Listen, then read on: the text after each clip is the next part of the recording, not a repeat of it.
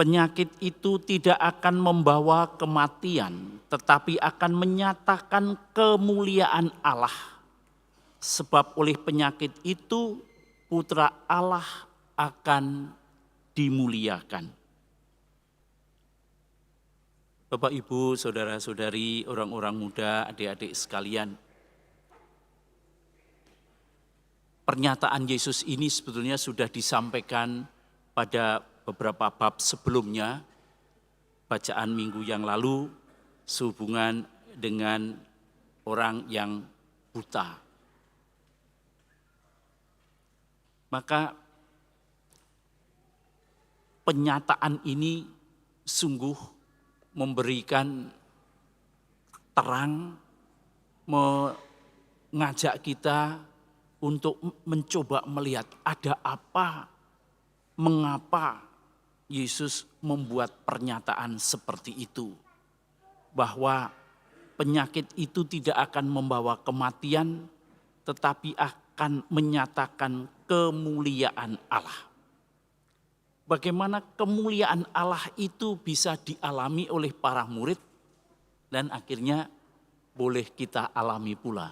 Tidak hanya dilihat, tetapi kita alami. Bapak, Ibu, saudara-saudari sekalian, kalau gambaran hancur-hancuran dunia kematian yang ditampilkan oleh Nabi Yehezkiel pada bacaan pertama, gambarannya itu sebetulnya sangat mengerikan.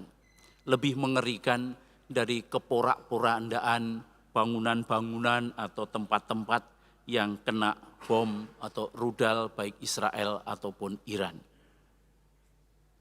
Gambaran yang ada dalam potret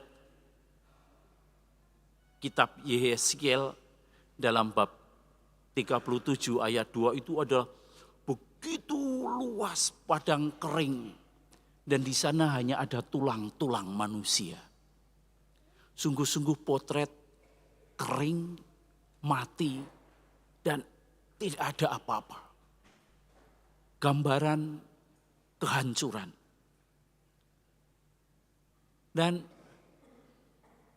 pada Yehezkiel Allah justru mengatakan, lihat kehancuran yang sehancur-hancurnya ini, kering yang sangat kering seperti ini, kematian yang paling mengenaskan seperti ini.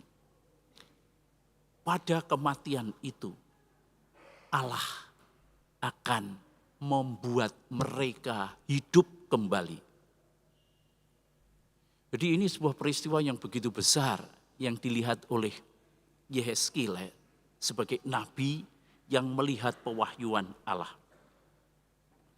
Maka untuk melihat bagaimana kemuliaan Allah itu boleh dan bisa kita rasakan, kita alami, marilah dengan jujur kita juga melihat mungkin ada kehancuran yang sehancur-hancurnya, gelap yang segelap-gelapnya, atau kering yang sekering-keringnya yang terjadi di dalam pengalaman kita masing-masing, atau keluarga, atau komunitas.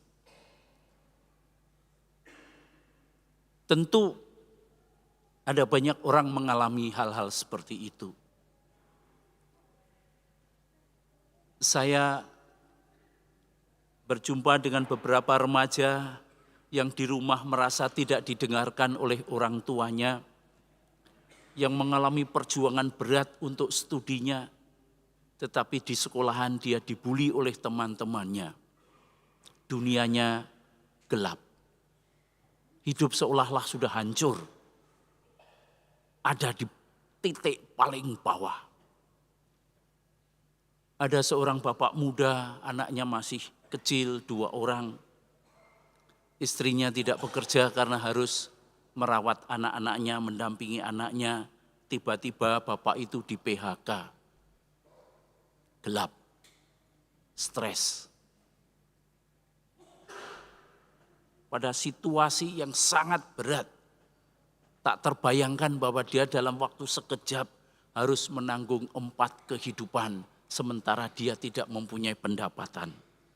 Sementara mencari pekerjaan juga menjadi sangat sulit. Barangkali ada pasangan-pasangan suami istri yang sedang dalam titik terendah hubungan mereka di dalam keluarga. Konflik, kata-kata yang satu saling menyakiti yang lain, yang justru menjadi semakin keras, yang semakin keinginan untuk membela diri dan menyalahkan orang lain. Sebuah komunitas atau kelompok yang menjadi sangat gelap, juga menjadi sangat kering. Orang yang didongkel di tempat kerjanya karena persaingan yang begitu hebat. Ada macam-macam kegelapan, kehancur-hancuran, dan betul-betul hancur. Yang di sana disebut sebagai dunia kematian. Nah, apakah dalam pengalaman-pengalaman seperti itu, atau ketika kita ada di dalam pengalaman seperti itu, mampukah kita melihat Allah yang sedang bekerja dan bahwa kemuliaannya sedang dinyatakan? Sangat tidak mudah. Ketika kita dinasihati orang, kita itu justru malah akan merasa jengkel. Udah yuk jangan nasihati aku, cukup. Kita membutuhkan waktu sendiri untuk berhadapan, untuk deal dengan kegelapan jiwa kita sendiri. Tetapi mari kita belajar dari pengalaman Lazarus. Belajar dari pengalaman Marta dan Maria. Dua kali Marta dan Maria menyebut pernyataan ini. Tuhan, sekiranya Engkau ada di sini, saudaraku pasti tidak mati. Dalam bahasa yang lain kita bisa mengatakan, Tuhan kenapa kamu meninggalkan aku? Aku sekarang mati-matian kayak gini. Dan itu diungkapkan lagi juga oleh Marta. Kakak beradik mengalami cara bicara yang sama. Kenapa Tuhan tidak hadir pada saat aku dalam kegelapan seperti ini? Bapak, Ibu, saudara-saudari sekalian, dalam kegelapan jiwa seperti itu, kita tahan dan kita mencoba memahami, tetapi begitu susahnya bahwa Allah ada di sana. Tetapi pengharapan itu menjadi terang, menjadi terbuka. Bagaimana Yesus sendiri menyatakan, penyakit itu tidak akan membawa kematian, tetapi akan menyatakan kemuliaan Allah.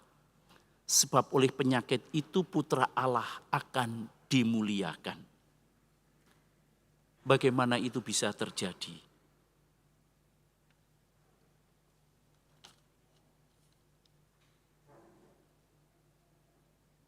Yang akan membantu kita bahwa kita melihat kemuliaan Allah adalah ini.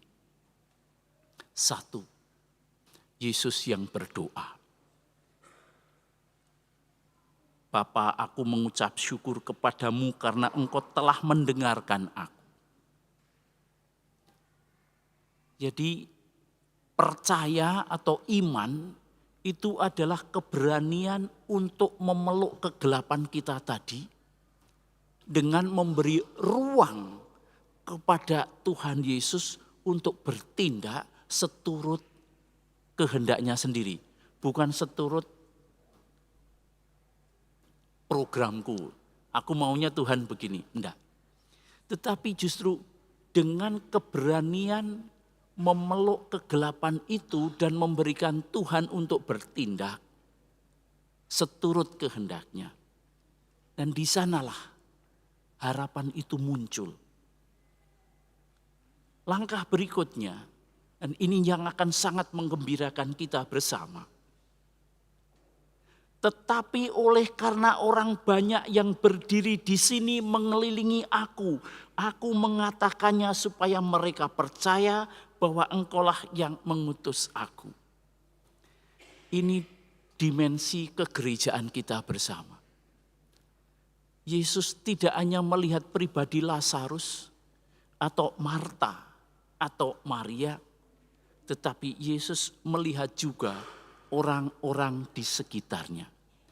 Demi gereja yang berdoa, demi gereja yang sedang dalam kegelapan, demi orang-orangnya sedang berjuang, maka Yesus yang menangis adalah Yesus yang juga mendengarkan kita dan akan bertindak untuk kita supaya mereka percaya.